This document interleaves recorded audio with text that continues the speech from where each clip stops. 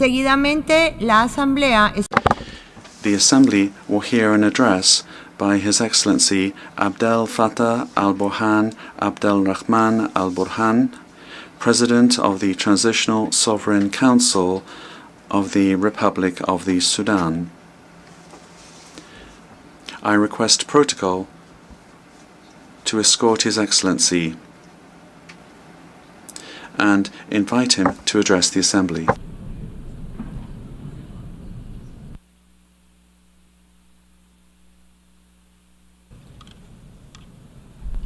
In the name of God, most merciful, most compassionate. Mr. President, Secretary General of the United Nations, Your Majesties, Your Highnesses, Your Excellencies, ladies and gentlemen, may the peace and blessings of God be upon you. I speak before you today on behalf of the people and the government of Sudan.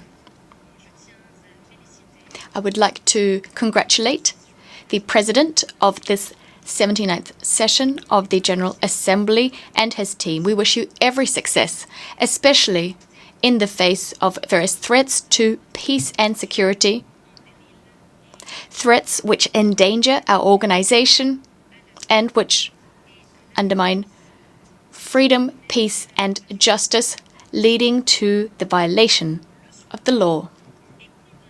Sudan stands convinced of the important role played by the United Nations. We support all initiatives geared towards reforming the organization and its bodies, specifically the Security Council, with a view to enshrining pluralism, collective security, and upholding human rights, all the while tackling the challenges of climate change and ethnically and ideologically motivated terrorism. Ladies and gentlemen, Sudan commends the choice of theme for this topic, for this session, Unity and Diversity for the Advancement of Peace, Sustainable Development and Human Dignity. We welcome the priorities set by the President of this 79th session. Furthermore, it's important to implement the outcomes of the Summit of the Future, especially as regards United Nations reform and Security Council reform, so that these bodies can put an end to the protracted crises threatening international peace, as well as to achieve consensus and harmony in the relations between states and peoples. Unilateral measures taken outside the United Nations framework in complete violation of the UN Charter and international law, political and economic restrictions, these are the main drivers of instability, especially as regards security, the economy, and also on the political front. All of this fuels war. However, I must also add that double standards and selectiveness are currently prevailing in international affairs. There can be no doubt about it. Sudan is facing very serious challenges. And in fact, a war is being waged. There's a conspiracy. A war is being waged by a group that has rebelled against the state for many years. It's receiving political and logistical support at the local and regional levels. You've all witnessed the crimes, the violations, and the atrocities committed by these rebels, targeting the Sudanese people and the Sudanese state. The war began with an attempt to seize power through force. With time, it's transformed into a total war against the Sudanese state and the Sudanese people. Countless crimes have been committed: ethnic cleansing, forced displacement, and genocide.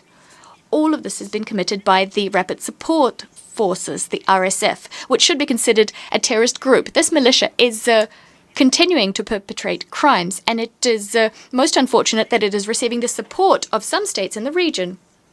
States which are providing funding and mercenaries for their own political and economic benefit, in flagrant violation of law and international will. Mr. President, these terrorist groups have also hit diplomatic missions, other organizations, and property. They have not spared the UN. And in fact, UN headquarters, the UN office in Sudan, has been targeted. The Dagalo family has been violating all laws and all international obligations with impunity.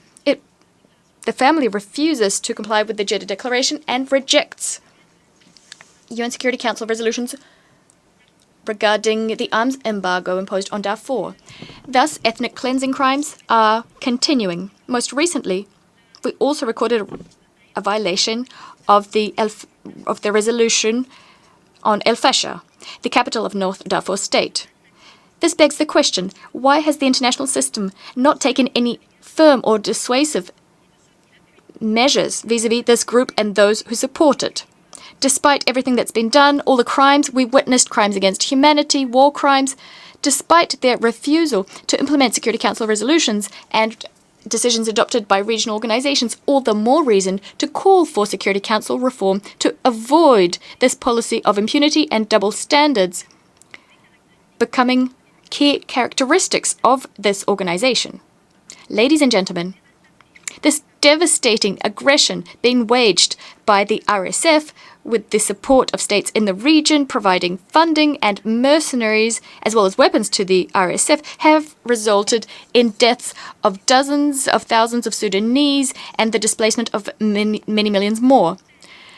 Sudanese people have been forced to leave their lands, their motherland, to evade these armed groups. They've taken refuge in various regions. Millions more Sudanese are living in peace today in other parts of the country. Systematic attacks committed by the militia are contributing to the suffering of our compatriots. As a result, we've been seeking a peaceful solution to the situation, and the Jeddah Declaration, dated May 2023, should have been enough to put an end to this war. And yet, regional political players who are in favor of the war have a different take on the situation. This has resulted in the situation we have on our hands today. As a result, so as to alleviate the suffering of our fellow Sudanese and to facilitate the delivery of humanitarian assistance, we've opened our borders and airports. We've lifted all impediments to this aid being delivered. Mr. President, ladies and gentlemen, the Sudanese government is steadfastly committed to facilitating humanitarian assistance, protecting humanitarian convoys and personnel as well as medical personnel.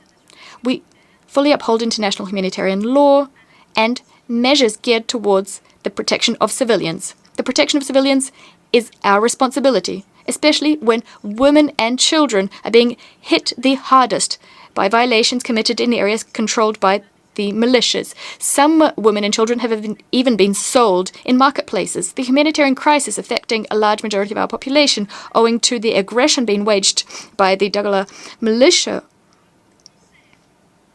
require us to act in concert with one another. It's necessary to provide assistance to millions of displaced persons and refugees. On our side, we're doing everything within our power so as to ensure that aid is delivered to those who need it most.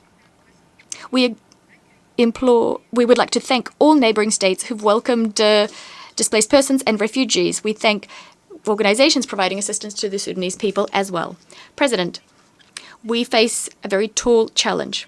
This organization must shoulder its responsibility, specifically so as to protect developing countries in the face of the avarice of some other states who would like to control our people's riches through the use of force and specifically through the use of money. We hope that the will of our people will prevail.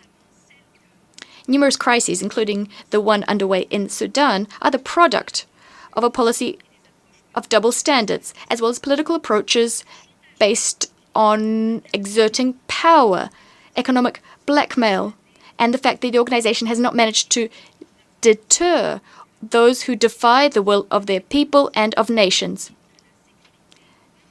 threatening international peace and security.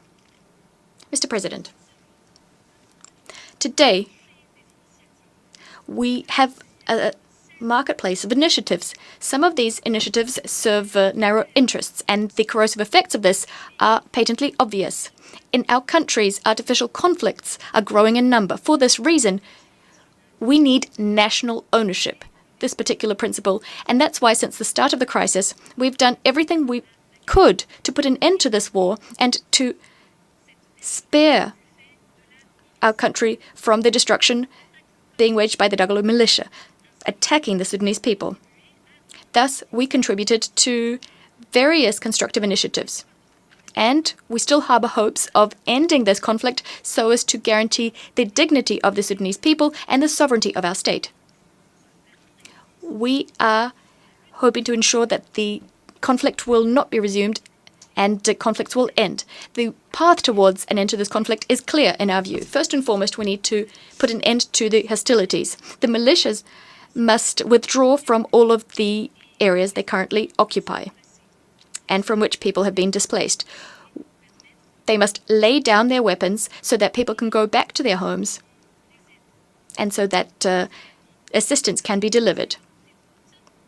This will also facilitate the reopening of roads, airports, and the resumption of production. Second, this end to hostilities must be accompanied with a comprehensive political process so that we can see through the political transition, avoiding the resumption of war and potential coups d'etats.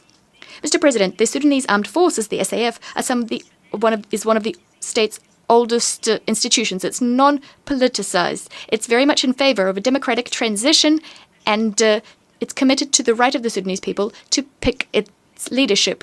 This is why the SAF is upholding the commitments undertaken as part of the glorious 2019 revolution, so that a consensus government, an elected government, can accede to power. We will never accept a return to the previous regime, which was rejected by the Sudanese people.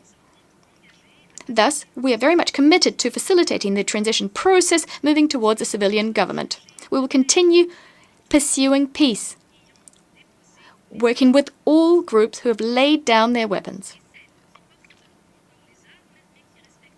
as well as with groups who still carry weapons but who are willing to respect the Juba peace agreement signed in 2020. Throughout this war, the Sudanese Armed Forces have done everything they possibly could, continuing to uphold international humanitarian law as well as the Geneva Conventions and protocols thereto, working to protect civilians and to facilitate the delivery of humanitarian assistance. We stand ready to partake in all initiatives that can help to put an end to this war. As soon as we have an initiative that would respect the principle of national ownership and will put an end to the control and occupation of our territory by this rebel militia. We are also in favor of all initiatives which will protect civilians and guarantee the dignity of our people. These are the prerequisites for a return to democracy. It's unacceptable for a government as well as for the Sudanese people to partake in these, to see organizations who've supported the war, states who've supported the war and massacres of Sudanese partaking in such initiatives. Some of these organizations and states have allowed weapons to be funneled through their territory to the militias, and they've also provided political support to these rebel groups. We must therefore continue acting to convince the aggressors that they shouldn't be receiving this assistance.